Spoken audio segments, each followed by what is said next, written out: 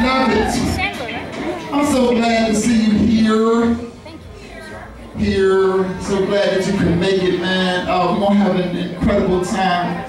I promise you it's going to be an exquisite experience. I appreciate those of you who showed up early and on time and help make my life a little bit easier. I appreciate all of y'all who have reserved seats and made life a little bit easier for you.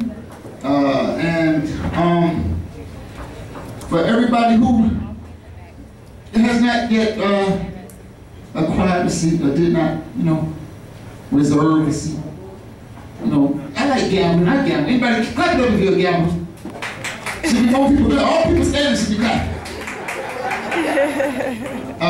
But some of these people ain't gonna stay that long, man. So if you can sneak in a chair, please, by all means, do that. But I really want to say that I promise you, on your feet or not, you are in for an extremely delightful spoken word event. If you like spoken word, let me hear you say graduation. Graduation. I did it. Shit, somebody clap it up and ask me.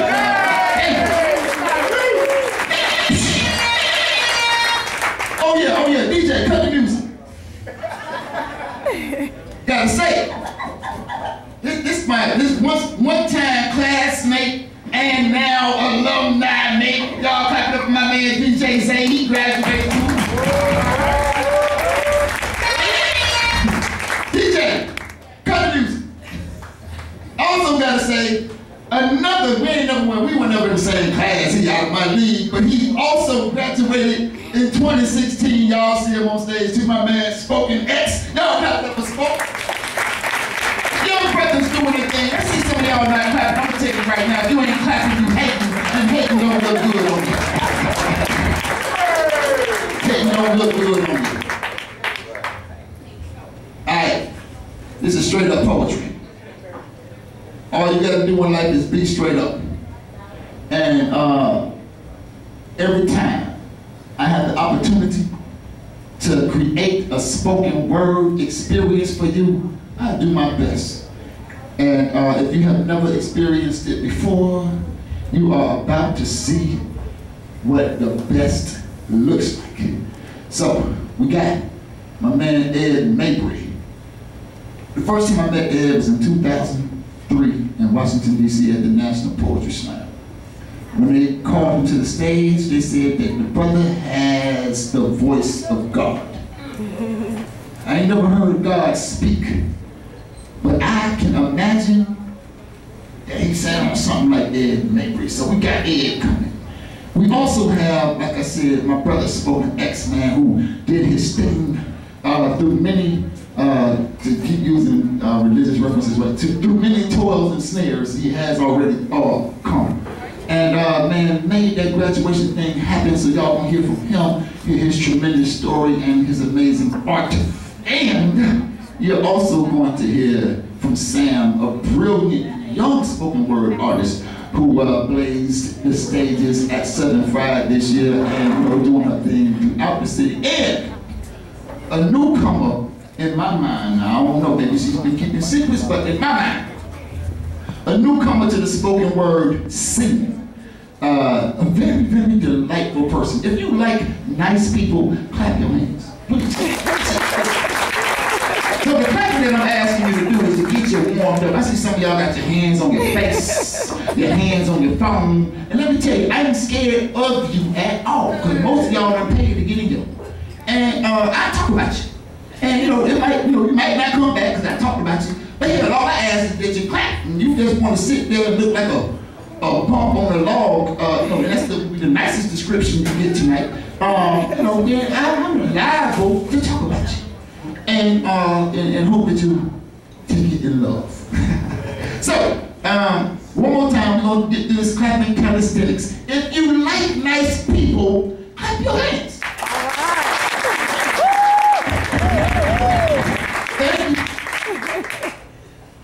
So, come to the stage. One of the nicest people that I have ever met in my 41 years of living. I want y'all to put your hands together for the very, very pleasant Sandra Jackson. Y'all come up to Sandra.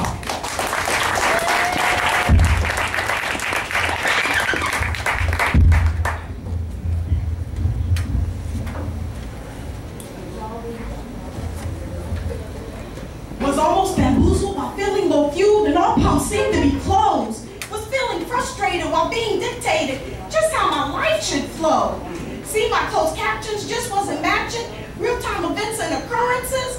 But I thank God that ultimately my heart controlled what would be broadcasted. Now life is sweeter and tells all non-believers this girl just couldn't be defeated. She's pumped full of love, got a mind of her own, and yes, her life matches what her speech is. So don't get it twisted, this sister's committed to living life to the fullest. Family and God is her reason and rhyme. She's not living in the past, but real time.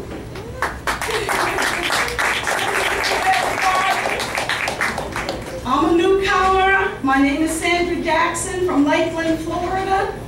And how are y'all doing tonight? I'm a little nervous, but they say that's good. And before I continue, I'd like to say thank you so very much, Life, for giving me this opportunity to perform before you tonight. And a big shout out to my family who's come out to support me. Now this next poem goes out to Life in honor of his graduation in African Studies. I say. Yes, yes.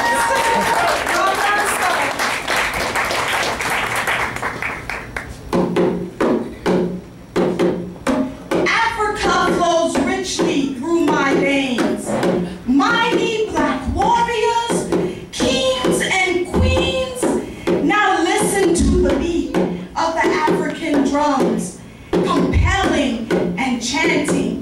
We are mighty, we are strong, laced with the history of slavery and violence, yet also one sown with bravery and defiance. Africa defied oppressors and overtakers alike, saying we will not go quietly, we will fight against the night. Known for its diamonds and open golden plains, where wildlife as well as bushmen have thrived and staked their claims. Mysterious continent, where modern is shadowed with old, birthplace of mankind, every creed, every soul, where bloodlines connect me to Desmond Tutu and Nelson Mandela, two of your great countrymen with many to follow. Oh Africa, your drums pulsate through my being. Love for you overtakes me, though with my eyes I've not seen your beauty. Comfort me, O Africa, with your secrets told and kept. Though turmoil still engulfs you, yet hope is still your portrait.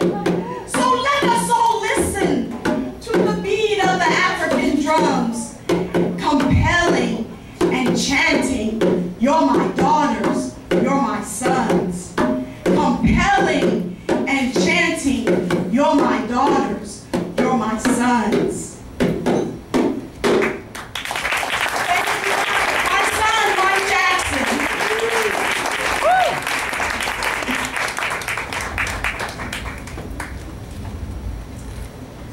Killing my American dream. Suddenly it appears like a flash on a screen, like an old nightmare, wreaking havoc on our lives and our comfortable timeshares. We were all right, weren't we? With our assigned jobs and our meticulous lawns. It's just inner city crime, our excuse for being blind. Criminals being killed, not our problem, no big deal. Say what? Little black boy with a toy gun playing in the park shot and killed by the cops? What did he do wrong? What was his crime? Only that being his skin was dark. Man selling cigarettes put in a chokehold, told the cops he couldn't breathe. Even in wrestling they'd let go. But not in this case, he was put to death. Enough is enough. Time to come out of my rest. Now some people say they got exactly what they deserved. Should have listened to police. Yes, that's right, justice was served. But a lot of white offenders who break the law, even multiple times, don't meet the same demise. Because the young white man that killed blacks in that church was taken alive into custody, was even bought a hamburger. They bought the man a hamburger. So no, I'm not safe or content in my assigned job, with my timeshares and my meticulous lawn. Because suddenly it appears like a flash on a screen, like an old nightmare, killing my American dream. Racism, hate, injustice, and murder once again allowed to wreak havoc on our people.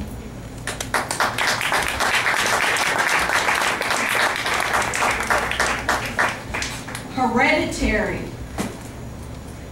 Knock me down, I'm getting up stronger. Push me back, I'm pushing back harder. Make me cry, my tears erase my sorrows. Tell a lie, my truth will overshadow you.